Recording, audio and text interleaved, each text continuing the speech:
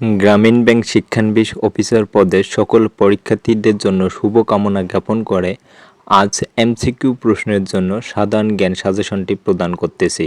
যারা এখনও চ্যানেলটি সাবস্ক্রাইব করেনি তারা চ্যানেলটি সাবস্ক্রাইব করে পাশেই থাকুন।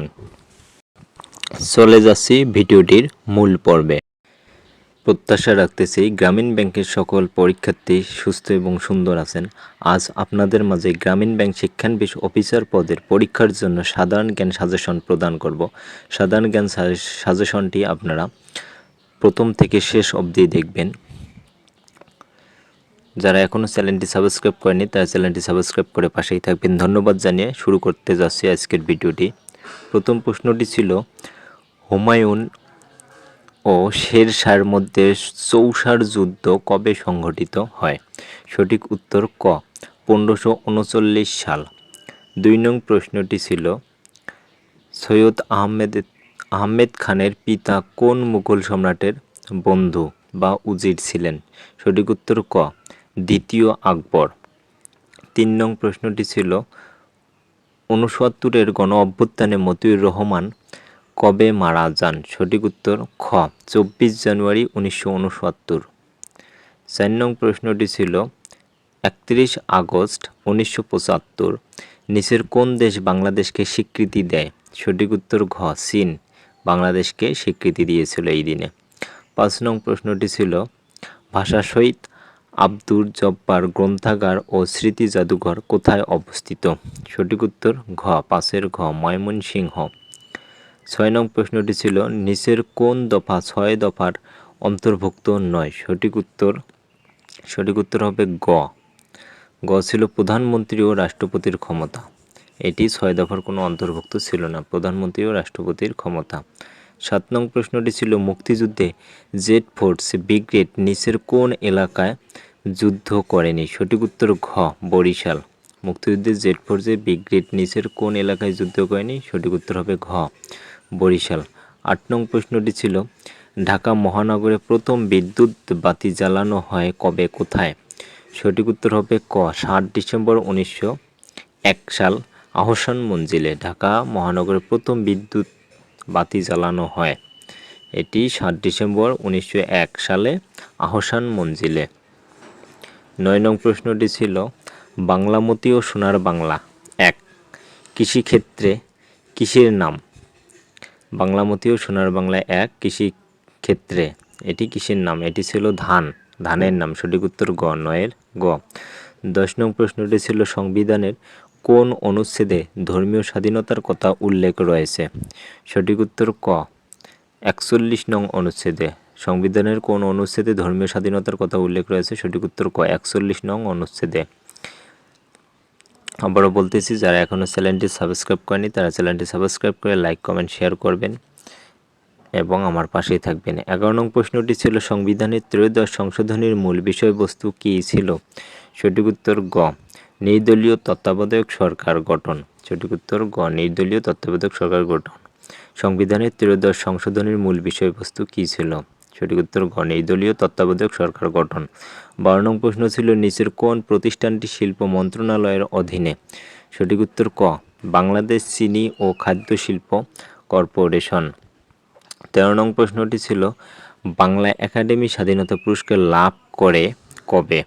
এটি হবে সঠিক উত্তর ক, 2010 সালে বাংলা একাডেমি স্বাধীনতা পুরস্কার লাভ করে 2010 সালে।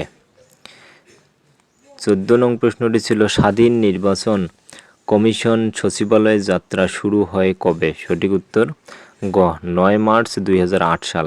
9 মার্চ 2008 সাল।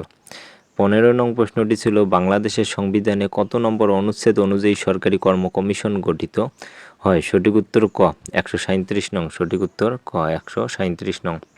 16 নং প্রশ্ন ছিল, বাংলাদেশের প্রথম মোবাইল অপারেটর কোম্পানির নাম কি? সঠিক উত্তর খ, সিটিসেল। বাংলাদেশের প্রথম মোবাইল অপারেটর কোম্পানির নাম সিটিসেল। সঠিক উত্তর খ। 17 নং ছিল, ব্রিটিশ বাংলার প্রথম পাটকল কোথায় স্থাপিত হয়? সঠিক উত্তর খ, শ্রীরামপুরে। শ্রীরামপুর। সঠিক উত্তর খ, প্রথম পাটকল ব্রিটিশ বাংলায় শ্রীরামপুরে। 18 নং প্রশ্নটি ছিল, বাংলাদেশের কোন দুটি জেলায় ওয়ার কেমিস্ট্রি অবস্থিত? ক্যামেট্রি অবস্থিত? সঠিক উত্তর ক। চট্টগ্রাম এবং কুমিল্লা। সঠিক উত্তর ক। 19 নং প্রশ্নটি ছিল 17 সেপ্টেম্বর 1974 জাতিসংঘে বাংলাদেশের সাথে কোন দুটি দেশ সদস্যপদ লাভ করে? সঠিক উত্তর ক। গ্রানাডা এবং গিনি বিসাউ। এই দুইটি দেশ বাংলাদেশের সঙ্গে জাতিসংঘের সদস্যপদ লাভ করে। গ্রানাডা ও গিনি বিসাউ। সঠিক উত্তর ক। 20 নং প্রশ্নটি ছিল 24 অক্টোবর 2022 আঘাত হানা ঘূর্ণিঝড় চিত্রাং এর অর্থ কী? 2022 সালে যে 24 অক্টোবর ঘূর্ণিঝড়টি আঘাত হেনেছিল তার চিত্রাং এর অর্থ কী? এর অর্থ হচ্ছে পাতা। সঠিক উত্তর ক। পাতা।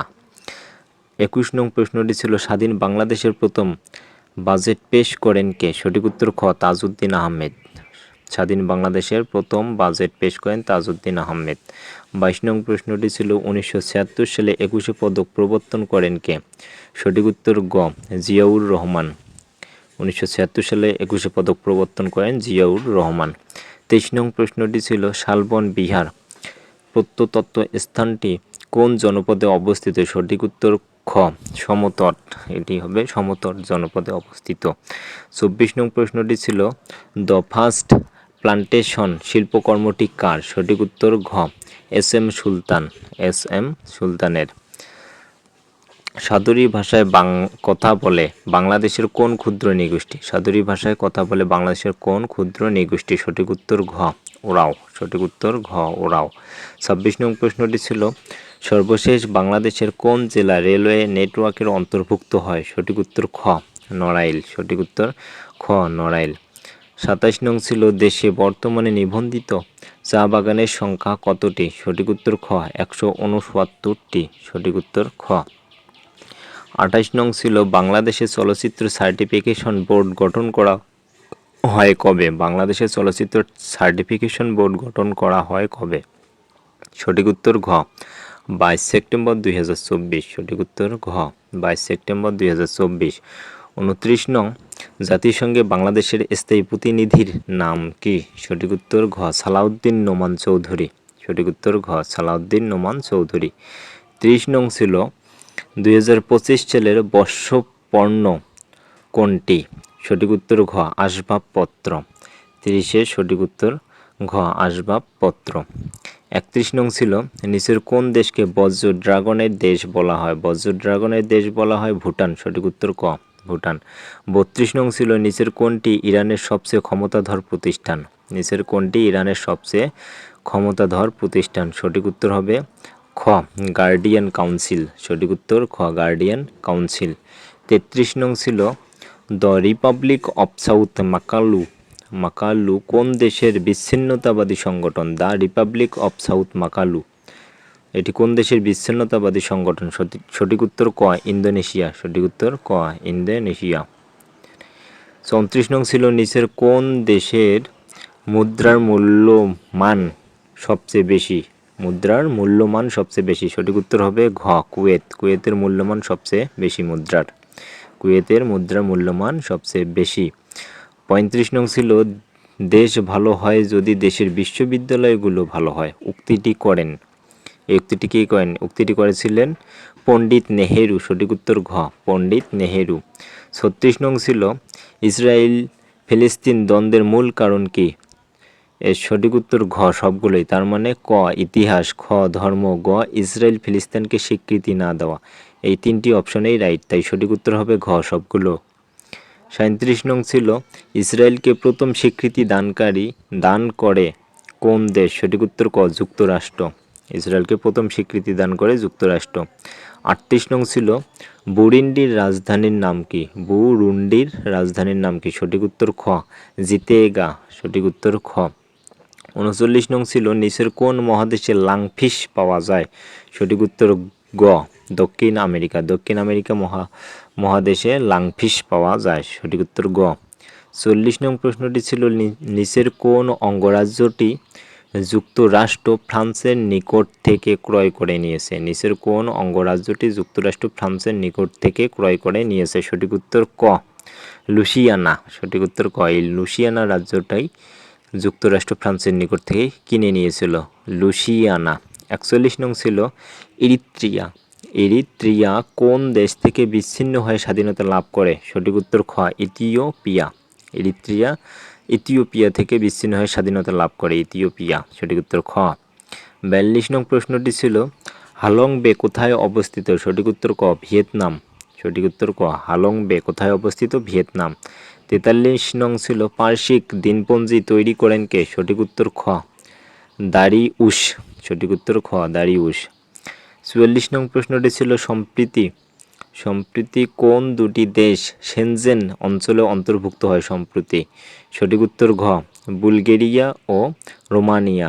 বুলগেরিয়া ও রোমানিয়া এই দুইটি দেশ শেনজেন অঞ্চলে অন্তর্ভুক্ত হয় সম্প্রতি সময়ের মধ্যে।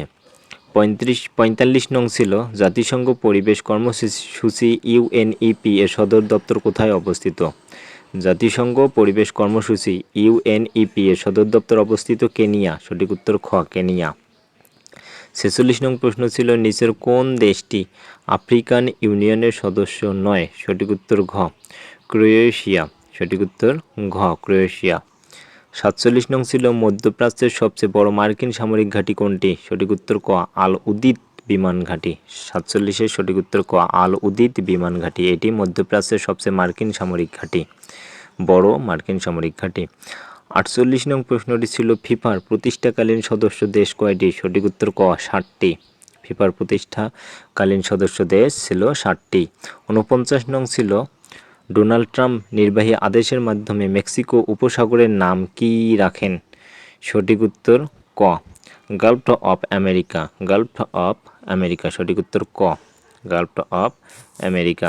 সঠিক উত্তর ক। 50 নং প্রশ্নটি ছিল বিক্রেসের বর্তমান সদস্য দেশ কতটি? বিক্রেসের বর্তমান সদস্য দেশ কতটি? সঠিক উত্তর হবে ক 10টি। সঠিক উত্তর ক 10টি। এই ছিল আজকের 50টি প্রশ্নের এমসিকিউ সাধারণ জ্ঞান সাজেশন। সম্পূর্ণ ভিডিওটি দেখার জন্য অসংখ্য ধন্যবাদ। যারা এখনও চ্যানেলটি সাবস্ক্রাইব করেননি তারা সাবস্ক্রাইব করে পাশেই থাকবেন। আজ রাতেই আপনারা গণিত সাজেশনটি পাবেন এবং কাল সকালবেলা আপনারা ইংরেজি সাজেশন পাবেন। আবারও ধন্যবাদ জানিয়ে পাশে থাকার জন্য বললাম। যদি ভালো লাগে অবশ্যই চ্যানেলটি সাবস্ক্রাইব করবেন।